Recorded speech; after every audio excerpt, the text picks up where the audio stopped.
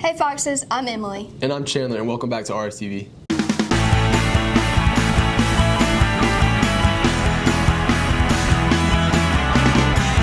In school news, the Hartsville High School Red Regime will be having open tryouts for front ensemble, drumline, and color guard today, tomorrow, and Wednesday in the HHS band room from 4 p.m. to 8 p.m. There's a packet available in the band room that you need to pick up and sign for during your lunch, before school or after school. The packet contains time-sensitive information in it, so do not delay. If you have any questions, you can speak with or email Mr. Watkins. If any students attending the prom want to bring a guest that is not an HHS student, there's a form and announcements under the HHS Student Information Group in Schoology. If you're going to college and want to participate in the Hartsville High School College Decision Day on May 2nd, you can fill out the sign-up form located in announcements under the HHS Student Information Group in Schoology. The last day to sign up is April 14th. To kick off today's episode, Hardy and Shay are back with another episode of sports. Hey Red Foxes, I'm Hardy. The softball and tennis teams both play at home on Monday. Softball plays South Florence and tennis plays Sumter. The boys golf team will play in the Anderson Brothers tournament in Florence on Monday and Tuesday. The boys and girls soccer teams play the Governor's School at Coker on Tuesday as well. Baseball plays Darlington at home while tennis travels to face off against Manning. Both of these games are also on Tuesday. Shay was able to interview Jade Brockington about the tennis season.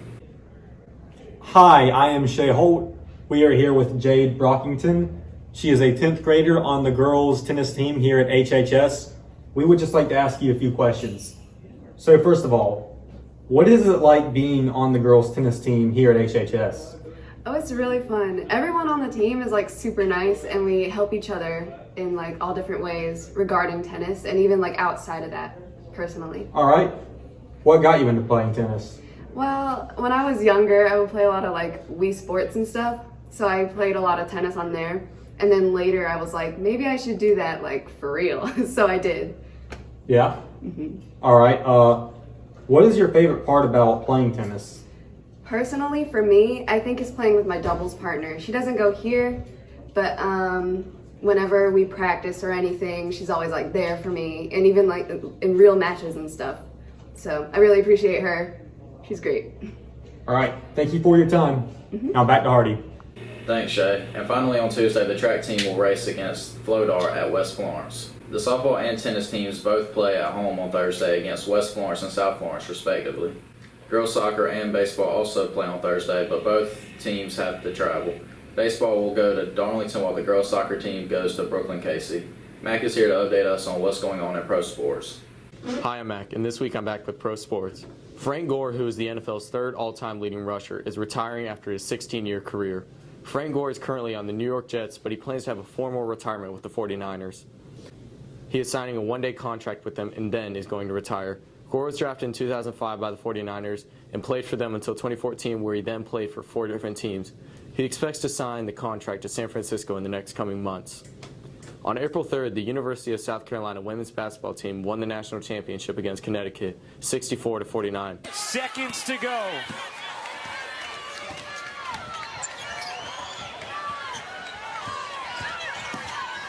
Russell, that's going to be a charge as Nika Mule, fitting of her tough style, still in there taking contact with begins to erupt.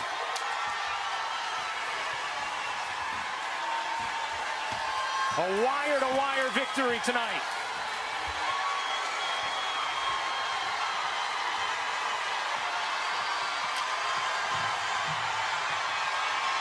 It is not unfinished business any longer. This is their second national championship with head coach Don Staley, and they finished their season with 35 wins and only 2 losses. The Gamecocks had a good game and scored more than Connecticut in the first, third, and fourth periods. In other news, opening day for Major League Baseball happened April 7th. 9 games were played that day, and on April 8th, 6 different games happened. That's all for professional sports. Now back to Hardy. Thanks, Mac, and that's all for sports. Back to the anchors. Thanks, guys. That was sportastic. Here's a feature of one of the many athletes here on campus.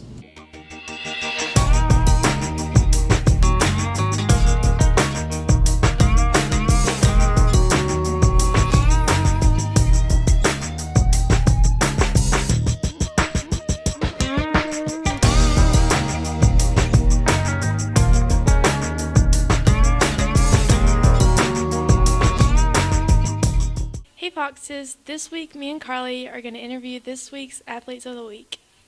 I'm with one of this week's Athletes of the Week, Jayden Hilton, and she does track at the high school.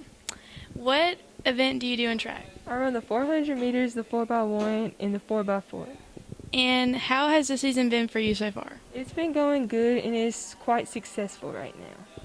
And what are your predictions for the rest of the season? Hopefully to improve the rest of the track meets and make it to state. Thank you. Hey Foxes, I'm here with the next Athlete of the Week, Drew Andrews from the HHS golf team. How has the season been so far? It's been pretty good, but I feel like we can be playing better than we are. And what are your goals for the rest of the season? My goal is to come in top 5 in lower state and to win region.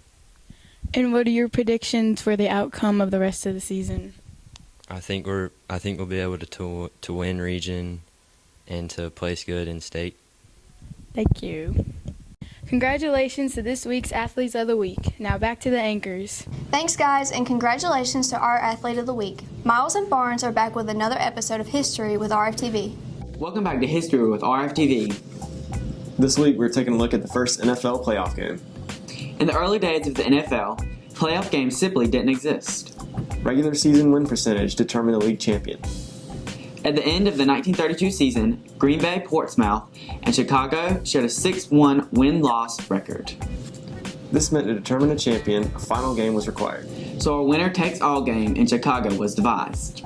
Wrigley Field, where the Chicago Cubs play, was set to be used for the game. Unfortunately, waist-deep snow was plaguing the city of Chicago the same week.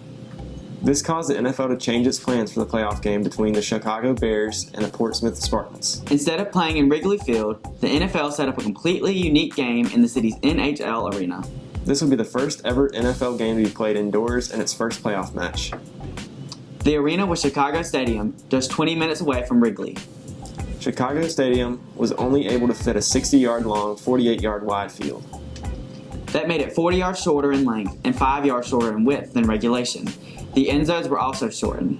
Before the playoff game was played, a circus was held in the arena, leaving 400 tons of dirt that was used for the field and a distinct odor. The shortened field caused several major rule changes, with both teams agreeing not to kick field goals and to move the ball back 20 yards after crossing midfield. Punts were often sent flying into the stands, causing spectators to have to dodge and have their heads on a swivel. One even hit the arena's organist in the middle of the game. Despite these hardships, the league was determined to hold a game to raise spirits across the country, and some were tickets due to the Great Depression. The game was very impactful in the NFL's history. Thanks for watching this week's episode of History. Now back to the anchors. Thanks, guys. That was super interesting. Up next are Abby and Connor with the rules you must follow for prom. Hey Foxes, I'm Abby, and I'm here with a prom ticket update.